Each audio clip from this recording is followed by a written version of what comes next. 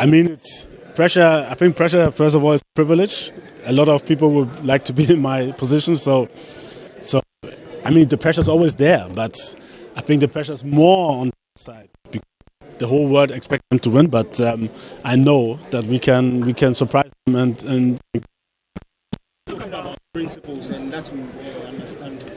But two players that seem to be very dear to the heart of Ghanaians, like Joseph Quincy and Generation. In as much as you've given a host of reasons as to why some people made the team, why others didn't make the team, don't you think it's a bit unfair for people to infer from those reasons to know exactly why those two didn't make it? I think it's very unfair if you don't know the whole story to talk about it. It's very unfair. Tell us the whole story. The whole story. So you what's going on with you and your wife at home? Why should I do this? No, it's you know that this is not the way we build a team. We build a team. First of all, it's trust. If I talk about a player, how would the players who are working with me, then they will think like also the same. Like I will talk about the player, he did this bad or did this wrong or whatever. It's not good. This is not the way you build a team. We have a chance to win against every team in the world if we are a team, if we stick together, if the players have trust in me and I can trust them. Just on the dual nationals, because you had the privilege of being one yourself. I think the KPL maybe is a bit. You had to be more specific for these dual nationals because of the time that they converted, and you had the opportunity to see some play. We didn't see the likes of Pfeiffer and now Ransford, Konosdorfer, who came in for just 10 minutes, has been dropped. How was the thinking like? Assessing some of these players, especially because they have such a limited time to show you what they are made of. I see them every weekend. This is the first thing. The second thing is, it was a whole process. It's not like, and it started even before. Our president was very, very, hardworking, like to get all these players. It's not like the players just drop into me. He proposed them and he was talking to them, and then at the last stage I come in.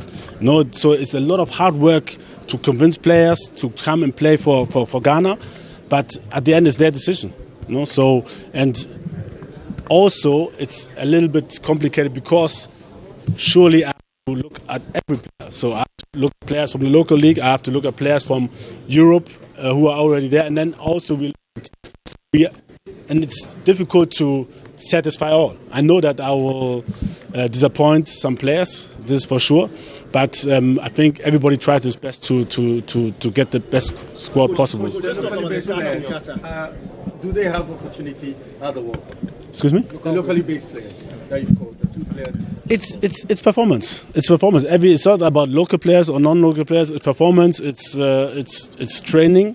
In the training, some may say, "Oh, this is just 3-4 days of training," but some players, and this is like what I want to tell everybody. Like you can impress me within 1, 2, 3 days. If I see that you adapt to and you show that what I want to see, and then also put in your own style, it's really brilliant. This was, let's say a player like Osman Bukari, when we played against Nigeria, before he was on standby, due to injuries, he came inside, and in the training, I was like, okay, he convinced me.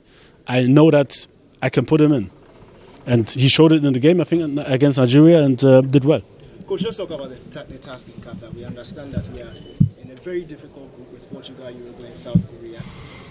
We are not in the best of states as it stands when we look at our last competitive tournament in the AFCON in terms of the Black Stars. How well do you think we can do in Qatar? Like I said before, we have to take step by step.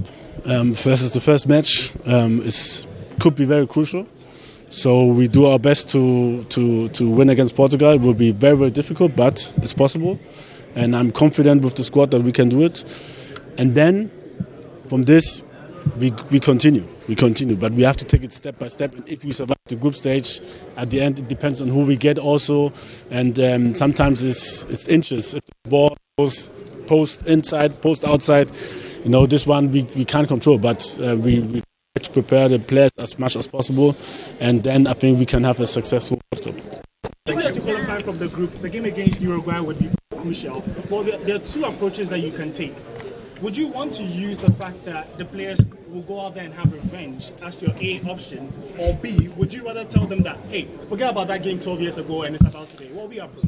I think the how we will go on the team on this game will very much be determined on how we played previous matches, the first 2 matches, because if it's different, if we need a win, if we need a draw, if we are already through whatsoever. So we have to wait and see what